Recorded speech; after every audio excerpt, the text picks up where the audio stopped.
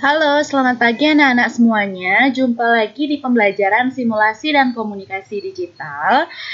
Saya Cukorde Istri Ayu Setiawati akan menemani kalian belajar pada kesempatan kali ini. Nah, pada pagi hari ini kita akan belajar tentang peta minda atau mind mapping.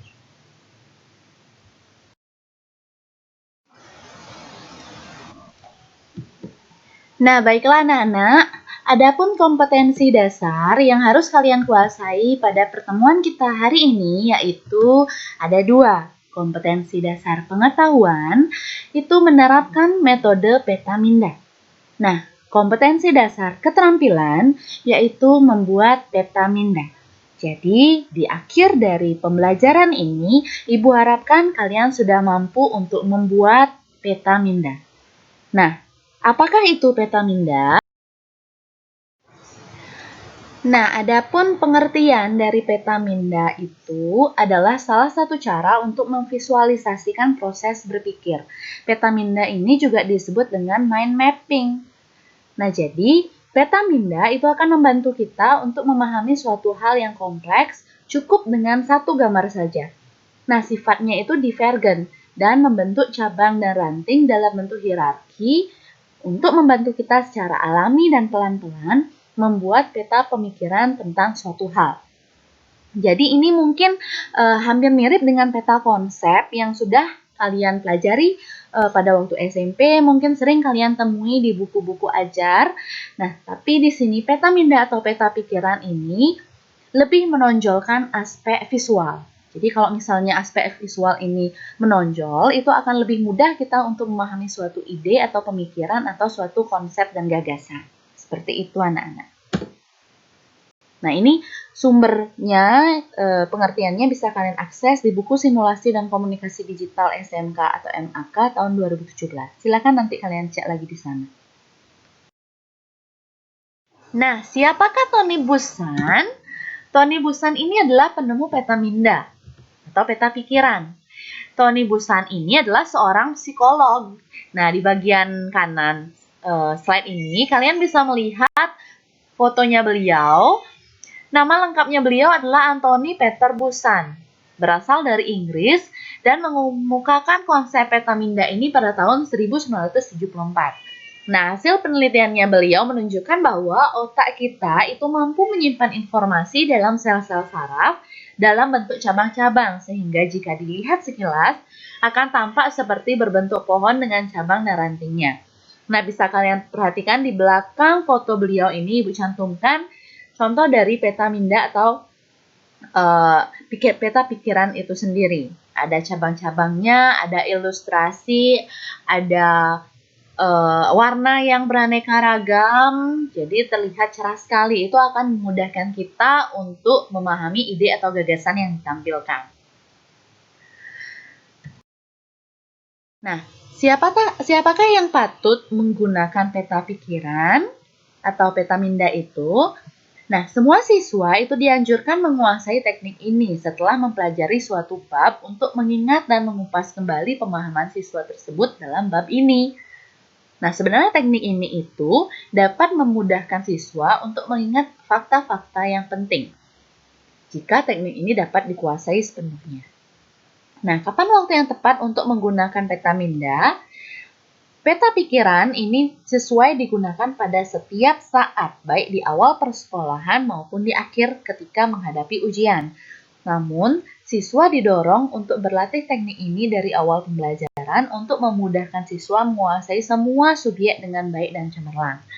Jadi, kenapa peta pikiran ini kita bahas di awal pembelajaran simulasi dan komunikasi digital agar teknik ini dapat kalian gunakan pada bab-bab selanjutnya atau kompetensi yang selanjutnya sehingga akan lebih mudah kalian pahami.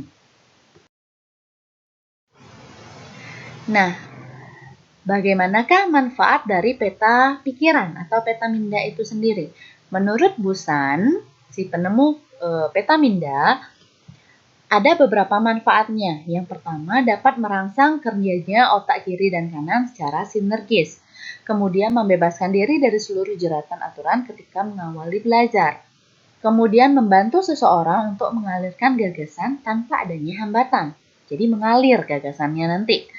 Kemudian membuat rencana atau kerangka dari suatu cerita. Mengembangkan sebuah ide.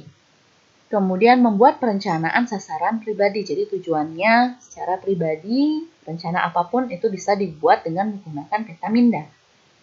Dapat juga digunakan untuk meringkas isi sebuah buku. Nah, peta minda itu menyenangkan dan mudah. Nah, kemudian menurut Michael Michalko, ada juga manfaat peta minda yang lain, yaitu memberi pandangan menyeluruh pada permasalahan pokok. Jadi, kita akan melihat gambaran secara umum dari suatu permasalahan itu. Kemudian, merencanakan rute atau kerangka pemikiran suatu karangan.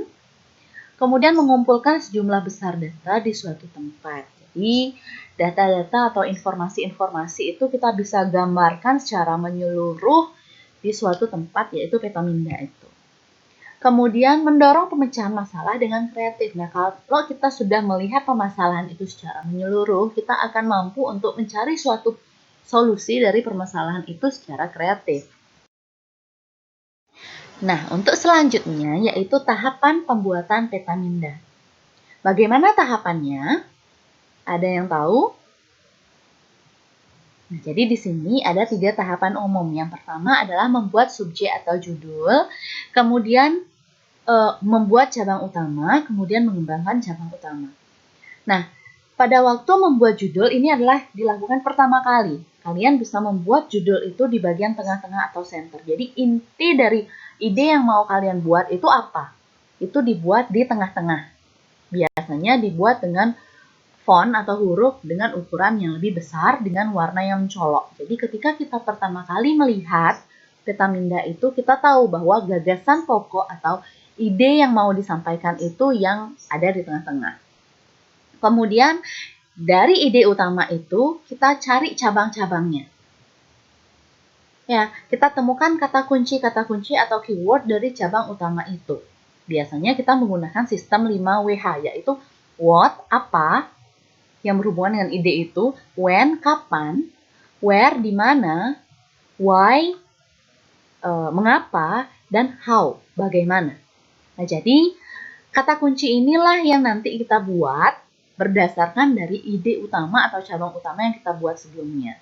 Kemudian mengembangkan cabang-cabang utama. Jadi sama seperti pohon, itu ada batang pohonnya yang besar. Dari batang pohon itu akan bercabang satu, kemudian bercabang-cabang lagi membentuk ranting-ranting yang kecil. Nah, seperti itulah tampilan dari peta minda.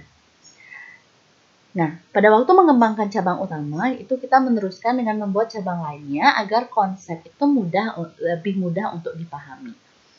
Terus kita lakukan sampai idenya itu mentok. Nah, jika memiliki anak cabang yang sama, kita bisa menarik garis agar dalam satu jalur. Nah, peta minda ini selain dengan cara manual seperti itu, atau tanpa perangkat lunak, kita juga bisa memanfaatkan perangkat lunak. Ada beberapa perangkat lunak yang dapat diinstal pada komputer dan berlisensi open source, artinya bisa kalian akses secara gratis, yaitu FreeMind, Xmind, atau MindMaster. Nah, ini adalah contoh peta minda. Ini peta minda gaya belajar. Jadi, intinya bisa kalian perhatikan di sini. Ide pokoknya itu yang ini ya. Ini adalah gaya belajar. Bisa diperhatikan ide pokoknya itu dibuat secara ilustrasi. Nah, ada cabang yang pertama gaya belajar secara kinestetik, cabang yang pertama juga visual, cabang yang pertama juga auditory. Jadi ada 3 tipe gaya belajar di sini digambarkan. Nah, masing-masing gaya belajar itu ada cabangnya lagi. Ada secara umum, ciri-cirinya seperti apa, eksternal seperti apa. Kemudian yang visual juga bercabang lagi. Ada yang umum, ada yang eksternal, ada internal. Nah, kemudian masing-masing cabangnya itu lagi dia bercabang. Jadi terus dikembangkan sampai mentok idenya. Ya, ada mind mapping, gambar, grafik itu berhubungan dengan gaya belajar visual. Jadi ini satu garis lurus itu saling berhubungan semuanya, di mana ide-ide ini saling dikembangkan. Seperti itu. Ini ya adalah ide cabang dari ide utama gaya belajar itu, cabang utamanya, kemudian bercabang-cabang lagi. Nah, seperti itu contoh dari peta minda. Nah, contoh yang kedua ini dibuat dengan menggunakan aplikasi. Aplikasi apapun bisa kalian gunakan, seperti yang tadi ada FreeMind, Xmind, atau MindMaster. Nah, ini contohnya ya. Ini adalah peta minda tentang sosial media. Bisa kalian perhatikan, ada sosial media aplikasi percakapan atau chatting. Itu cabangnya yang pertama. Kemudian aplikasi percakapan ini bercabang lagi. Ada Yahoo Messenger, Skype, WhatsApp, ada Line. Ya, jadi dari sosial media itu bercabang satu aplikasi percakapan ini bercabang-cabang lagi. Seperti itu. Nah, kemudian sosial media ini juga bercabang membentuk video sharing. Video sharing ini ada cabangnya lagi, ada YouTube, ada Vine, dan lain sebagainya, ada banyak. Ya, jadi kalian kembangkan lagi sampai mentok. Dan lain contohnya, bisa dilihat di sini langsung. Nah, jadi apabila kalian ada pertanyaan, silakan langsung disampaikan di Google Classroom, kita bahas bersama-sama. Nah, apabila tidak ada pertanyaan, Ibu berikan kalian tugas pada kesempatan kali ini. Tugasnya adalah kalian membuat sebuah peta minda secara manual atau dengan aplikasi atau perangkat lunak tentang materi peta minda yang dibagikan oleh guru. Kalian boleh mengembangkan dengan menambahkan materi dari sumber lain. Jadi nanti selain video ini, Ibu akan memberikan kalian sebuah materi berupa PDF atau bisa juga kalian buat di peta mindanya itu dibuat berdasarkan materi yang ada di buku ajar yang sudah Ibu bagikan sebelumnya. Itu bisa juga digunakan. Nah, kalau kalian membuat secara manual, dibuat di kertas gambar A4 dengan tampilan yang rapi dan menarik. Jadi, tambahkan warna-warna yang menarik, hurufnya yang bervariasi, dan lain sebagainya. Itu tergantung dari kreativitasnya kalian. Nah, kemudian kalau kalian membuat secara aplikasi, juga bebas menggunakan aplikasi apapun. Nah, dikumpulkan minggu depan di Google Classroom. Ya, seperti itu. Jadi, sekian yang bisa kita bahas pada pertemuan kali ini. Ibu harapkan informasi yang Ibu sampaikan tadi bermanfaat untuk kalian, mendukung proses pembelajarannya kalian. Akhir kata, Ibu sampaikan terima kasih, selamat pagi. Thank you semuanya.